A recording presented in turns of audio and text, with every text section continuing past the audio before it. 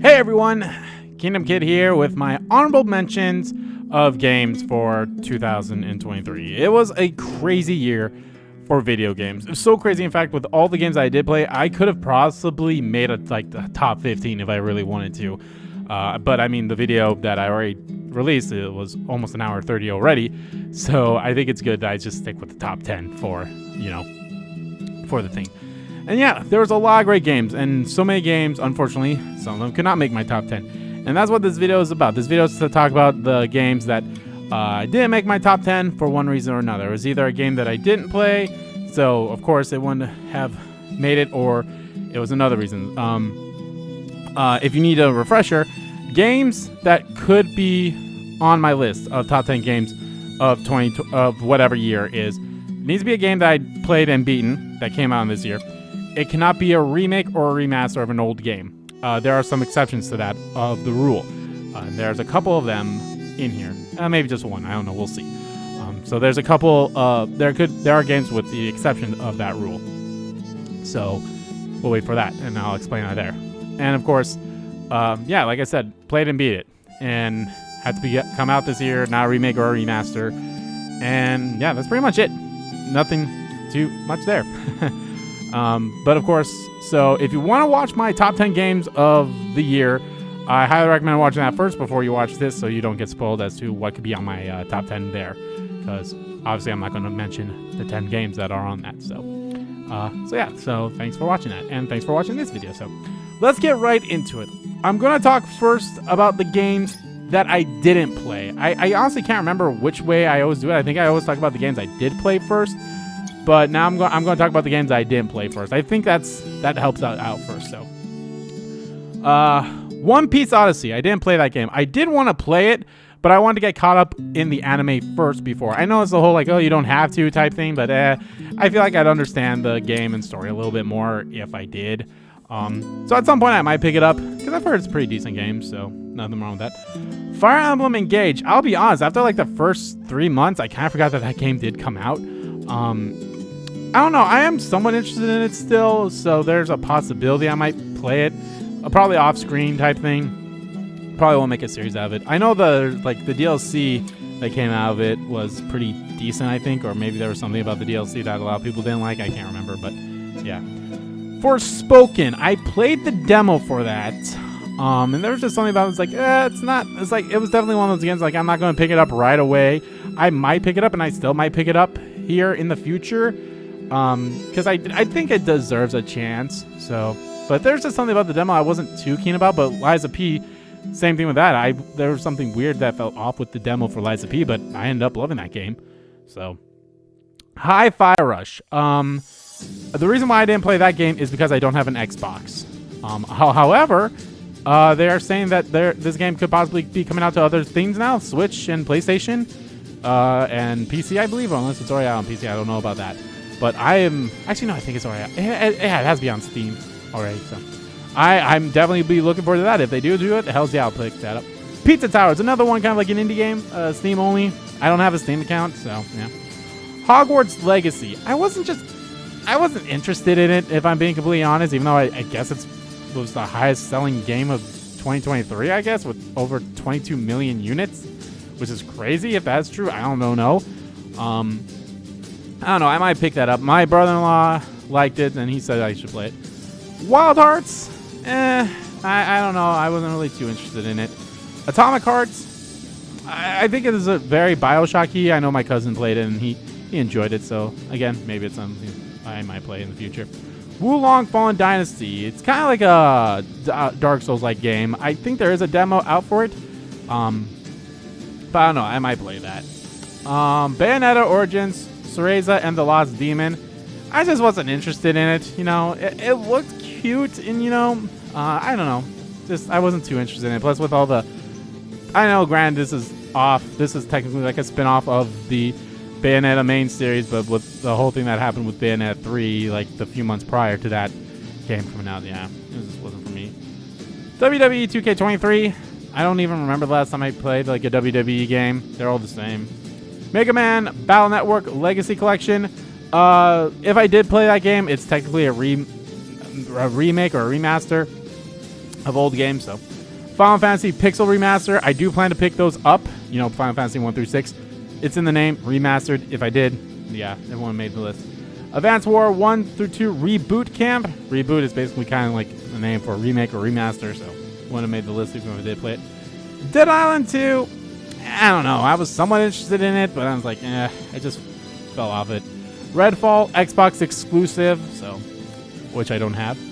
The Lord of the Rings Gollum, I wasn't interested in that game at all, and then everything that came out afterwards or even before or whatever, so I was like, nope. Street Fighter 6, not too big into fighting games, but I mean, it looks cool and all that stuff, so yeah. Diablo 4, not my cup of tea. Crash Team Rumble, it looked interesting, but I don't know. It seems like Fall Guy-ish type of game and live game service game or something like that. I've heard it's pretty good, and I mean they just added Allure and Spyro into it, so that's pretty cool.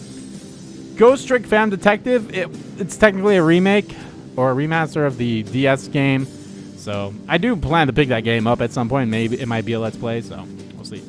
Pikmin 4, I wanted to play all the other Pikmin games before, and I didn't even pick this one up. I should, just buy all the Pikmin games first before they become highly, like, over $100 for it. Starfield, Xbox exclusive, entry in Odyssey Origins Collection.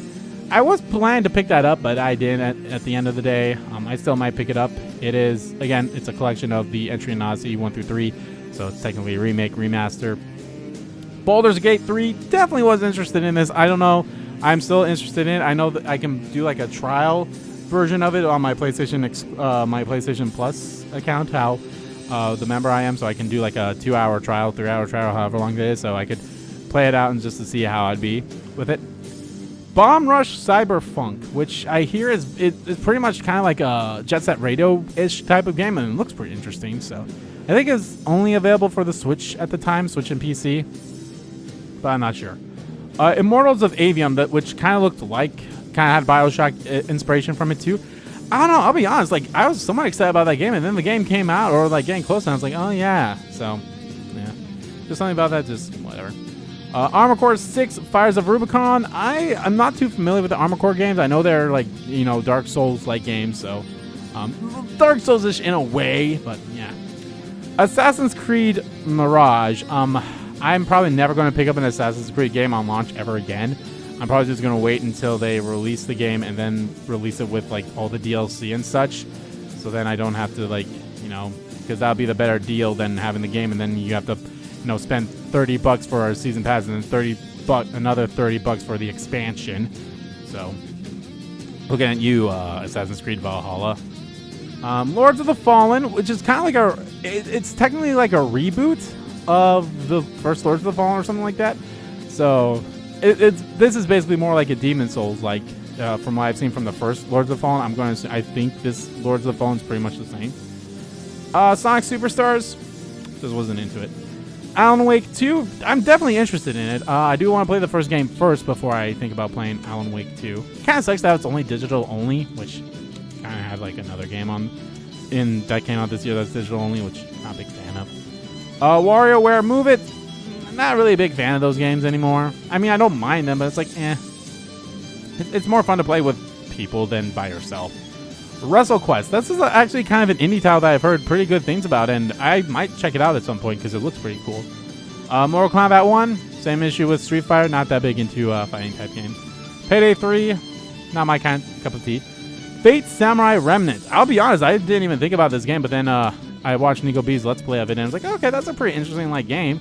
It's kind of like a Musou Dynasty Warriors game in some aspects of it, so it does look pretty cool. So I don't know, I might pick it up at some point. I just know going down the Fate rabbit hole is really out there, although I have seen a few episodes of the anime. So Disgaea 7 Vows of the Virtueless, I'm not too big of a fan of Disgaea games. I have one of the games because it was free for PlayStation Plus members on the beta, so, and I did play through it a little bit. I haven't even beaten that game, so yeah. Lethal Company, I believe it's only available for Steam, so and it has a big resurgence or whatever, so it's pretty cool. Or not resurgence, but a big, thing. And Star Ocean, the second story arc. Now, I do have this game. I haven't played it yet because I do want to do it as a live stream series, but I want to play the first game first before I do that one. Even though Star Ocean is kind of like Final Fantasy in a way where it doesn't really matter, but I still like to do that too. So, but even if I did play it and beat it, it wouldn't have made my list anyway because it's technically a remake of Star Ocean 2. So that's all the games I did not play for one reason or another. Now I'm going to talk about the games that I did play that didn't make the list. Dead Space remake, right up there. I loved it. Persona 3 Portable and Persona 4 Golden. Technically not remakes, but they're like reports, I guess you could say, from the older games, which freaking love them. So. Metroid Prime Remastered, in the name. Kirby's Return to Dreamland Deluxe. It's a remake remastered, even though it does have some new stuff in it. It's more so the same.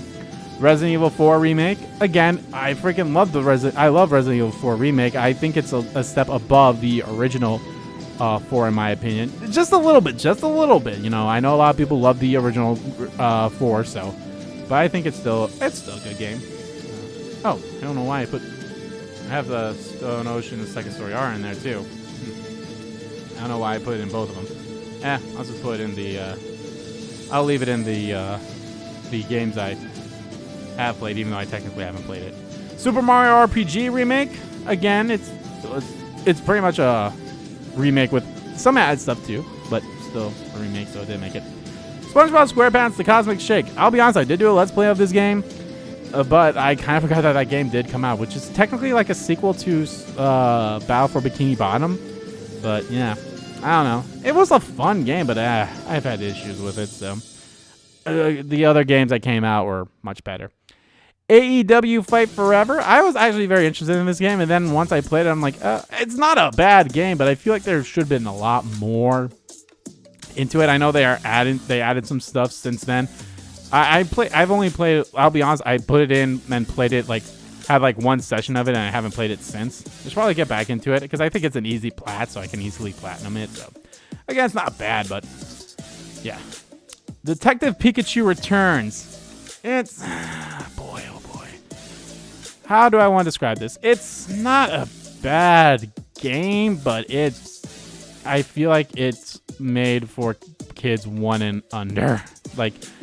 I feel like there's no way to actually fail this game. So I don't know. It's whatever. It's like, oh, this is the Detective Pikachu 2 everyone was wanting. So yeah. Eternights or Eternights, however you pronounce it. That game was actually pretty fun. All developed by one dude, so that's really great. Just again, I enjoyed a lot of other games more so than this one. So, yeah. Like a Dragon Ishin. Now, this is one of the games that it could have been on my top 10 games because even though it is technically a remake or a remaster of an old game, this game never came out to the West. So that game could have counted to be on the list if I want to. I said this in my top 10 games. I think Ishin is my number 11 of games. And Ishin's definitely a pretty good game. Super Mario Bros. Wonder. Didn't beat it. We did play through it a little bit during Christmas time, me and my sisters. So it was fun. Goodbye Volcano High. I'll be honest, this game was... I enjoyed this game a lot. I think it'd probably be maybe 12 or... It's probably number 13. It's probably number 13 in my opinion. The next game is going to be a number 12 in my opinion.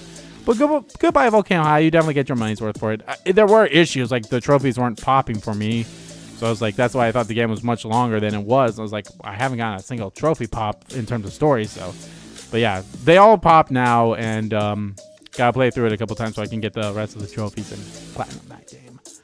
Theorhythm Final Bar Line, that's definitely a number 12 for me. I love that game. It was fantastic. I really loved it.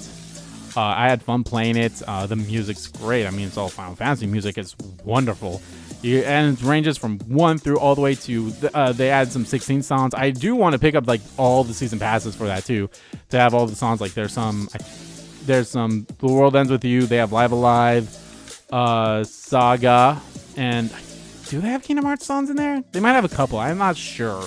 I don't think so because Kingdom Hearts has its own kind of rhythm game. Well, not really a rhythm game in terms of that, but yeah.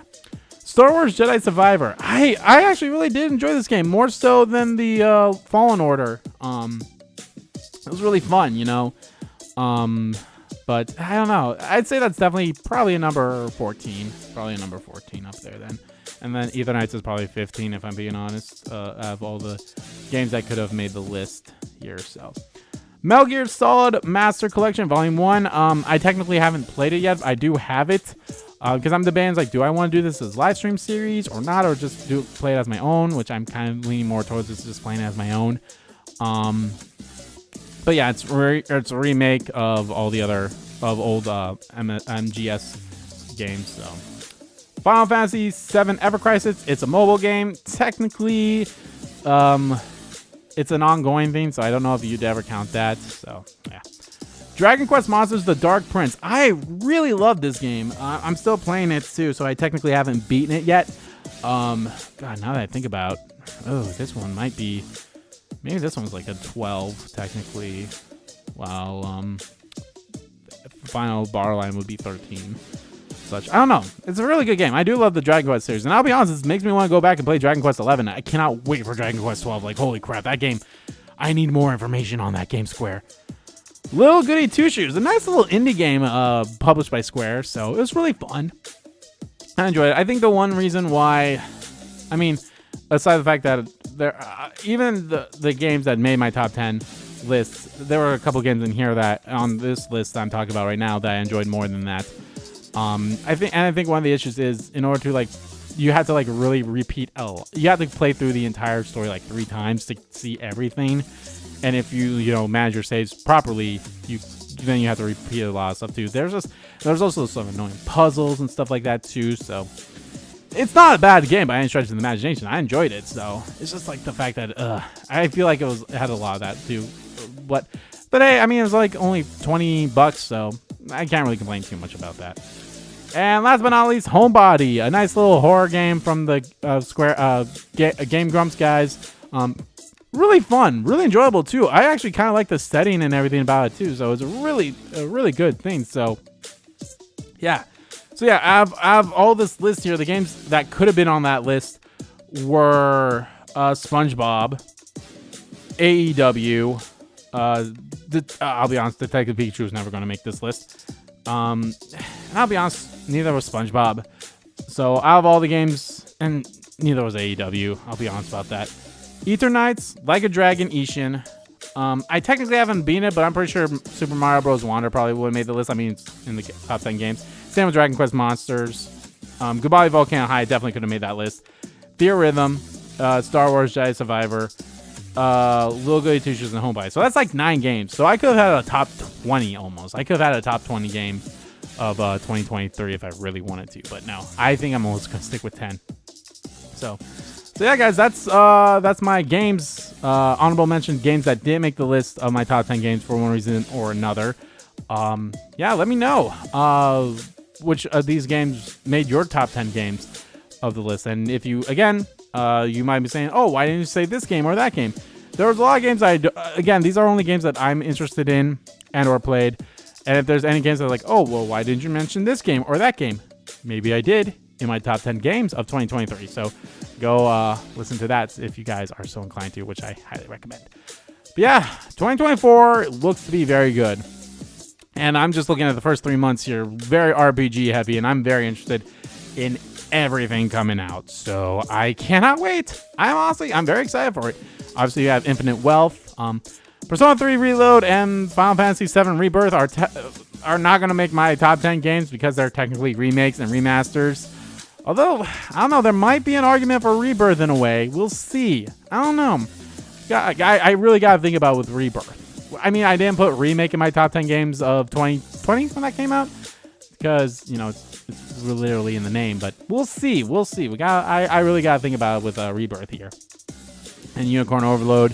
A lot of good, and so many other good games coming out that I haven't even mentioned yet. So 2024 looks to be a pretty good year in terms of game too. So, all right, guys, thank you all so much for watching this video.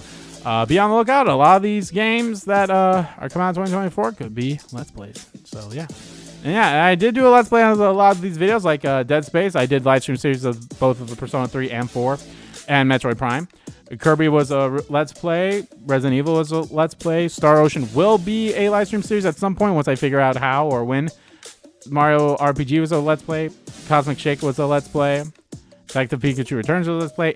Ether Knights, Ishin, Goodbye Volcano High, Jedi Survivor, and yeah, Little Goody Two-Shoes and Homebody. Check those series out if you are so inclined to. So, all right, guys. Thank you all so much for watching, and I'll see you guys next time.